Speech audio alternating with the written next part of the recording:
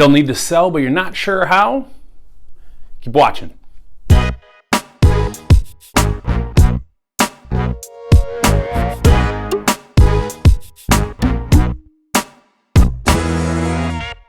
Everyone, welcome to Minneapolis Living. I'm Nick Sundahl with Ache the Homes of Keller Williams Classic Realty Northwest. Before I get into how to sell your house during this global pandemic, more specifically here in Minneapolis, please hit the subscribe button. While you're there, ring the bell so you're alerted every time I upload a new video on Tuesdays and Fridays. So welcome to the new normal, doing things virtually. Well, thanks to the governor of Minnesota and his administration, realtors and real estate related services are now considered essential services, at least here in the state of Minnesota. Now, we can debate whether it's actually essential or not. My thought process is they don't want to bring the housing market to a standstill because it could really devastate us. Plus, we have so many things that we can do virtually apart from each other and keep in terms of physical distancing to the point where we can buy and sell homes almost without having a lot of physical contact. So a couple of main things that have been changed with the North Star MLS and their rules and regulations, which allow you to do a lot more things virtually. So one, you can actually list your house today as a coming soon and actually not list it for an addition or have it go live for 60 days. The previous rule is you only had 28 days or 4 weeks, but they pushed that out to 60 days. So not only could you get your house on the market and have it advertised, you can't show it physically.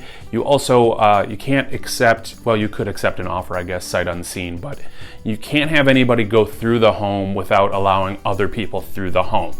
But that leads me to my second point.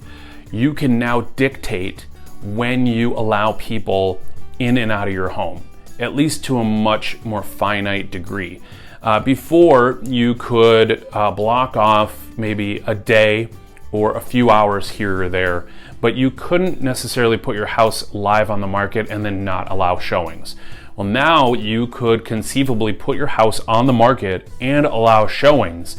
And more importantly, you can allow showings in pockets of time more specific that fit what you need for safety concerns or better fit your current lifestyle. Because since we are all living at home, working from home, teaching from home, being able to show the house on a moment's notice just does not work nowadays.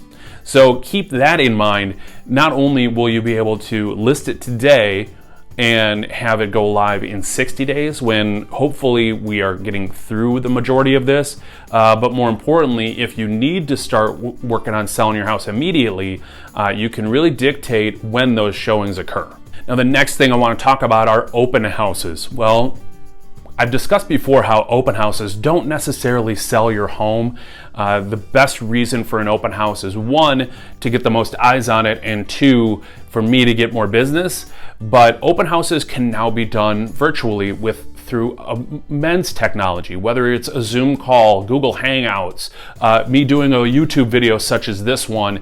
But there are many options when it comes to doing a virtual open house that can get your home sold hopefully quickly and for the most money. But the MLS is not allowing any open houses at this time. So how do we show the house physically? Well, let's say, for example, you're only going to allow showings on Saturdays from, say, 10 a.m. to 4 p.m. My advice here is, one, wipe down the house clean. Two, we provide booties, gloves, sanitary wipes at the entrance of the house. So when we do that, we make sure that people are putting on their booties or taking off their shoes, they're applying gloves.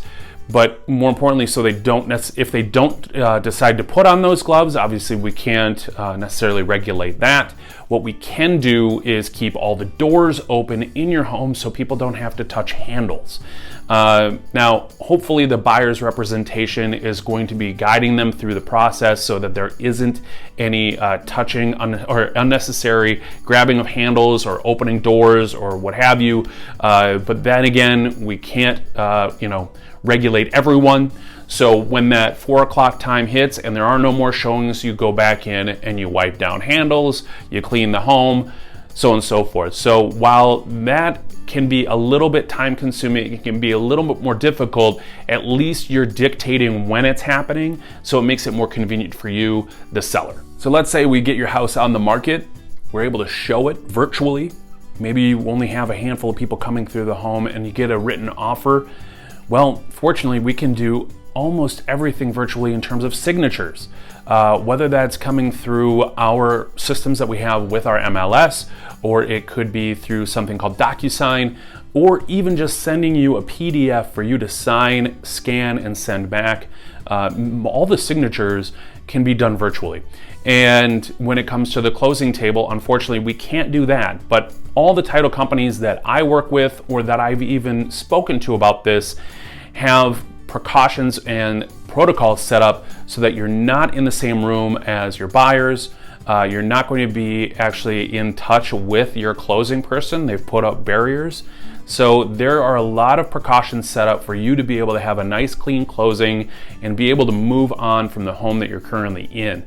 If you have any questions about selling your house during this time, or even in the near future when we might be using a lot of these protocols anyway, I would love it if you reached out and we could have a conversation. Call, text, email, hit me up on social media. Honestly, it doesn't matter to me, but I would love to hear from you. This is Minneapolis Living. I really appreciate. This is Minneapolis Living. I really appreciate you watching. Please stay safe, please stay healthy, and I'll see you next time.